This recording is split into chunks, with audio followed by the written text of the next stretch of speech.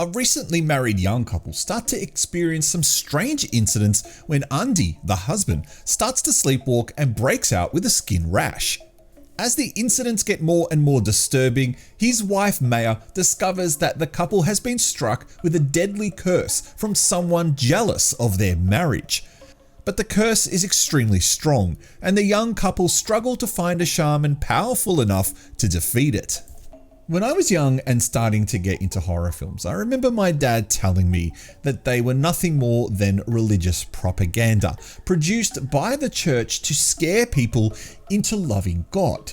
For a long time, I kind of dismissed that claim. I mean, how can a movie about zombies or a mask-wearing unkillable stalker be religious propaganda?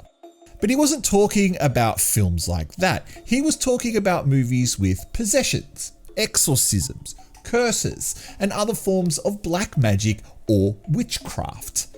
Now, as an adult, I'm convinced that my father was a time traveler from the future who had seen one too many Indonesian horror movies.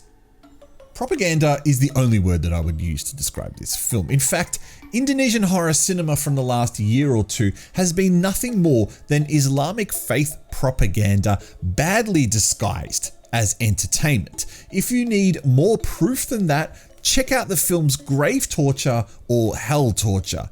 And in fact, you can now add this film, Poison Senga, to that list. As if it's not bad enough that it rams all these religious elements down your throat within the first 20 or so odd minutes, the producer also needs to remind you that this is supposedly based on a true story. Because of course it is, right? A cheating husband who's been caught in 4K is always going to blame being cursed rather than owning up to his own mistakes. This is barely a horror film. This is a how to blame someone else other than yourself when your marriage falls apart film. What annoyed me even more about this whole thing was when Maya's mother told her that love was the 12th most important thing for a marriage. Now, can you guess what was in positions 1 and 2? That's right, devotion to God and faith were in spots 1 and 2, and it's no wonder the husband had a piece of ass on the side. He had the full blessing of everyone to relegate the love for his wife into the 12th position. But I will admit, there is one good horror scene in the film, and it's when the husband uses a cheese grater to slice off his skin while he's hallucinating and hearing voices. That scene's actually really well put together. Although in reality, those voices that he was hearing was the faint orgasmic tone of his lover. It wasn't the devil, and it never will be. And with that, I found nothing of value with this film. If you want to get preached to and reminded that you are a second-class citizen, then go right ahead and watch this film. In my review of Pusaka, I mentioned that I liked the director of the film because he was responsible for one of my top 3 favorite Indonesian horror films of all time, Kuntilanak. This is the 6th movie that he has directed this year that I have seen, and only Sumala remains even remotely bearable to watch. The rest of them were utter tripe. And now I'm starting to think that he's not a good director like I originally thought he was.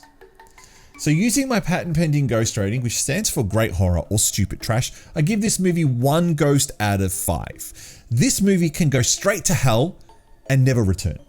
I don't give a shit if you're based on a true story like you pretend to at the end, where you have these walls of text telling me that the couple is still looking for the cursed person or the person who put a curse on their marriage. No, how about you just man up and admit you fucked up the marriage and that a whole movie was based on your fuck up. Nothing to do with religion, nothing to do with anything else. And this movie preaching to me about religion is possibly one of the worst things I've ever had the misfortune of watching. Is your opinion different? Perhaps it is. Perhaps you really like the film. God knows why. Really, God knows why. God knows why. See? Even I'm doing the religious thing now. I am the Artie Dans. You are watching Shockmania. Thank you so much for tuning in to the review of this terrible Indonesian film, which is starting to really get on my nerves about how bad Indonesian horror cinema has been lately, to the point where I don't even really want to watch any Indonesian horror movies in the future, which is a real shame. Anyway, like, subscribe, all that other jazz, and hopefully I'll catch you next time. probably another Indonesian horror movie review.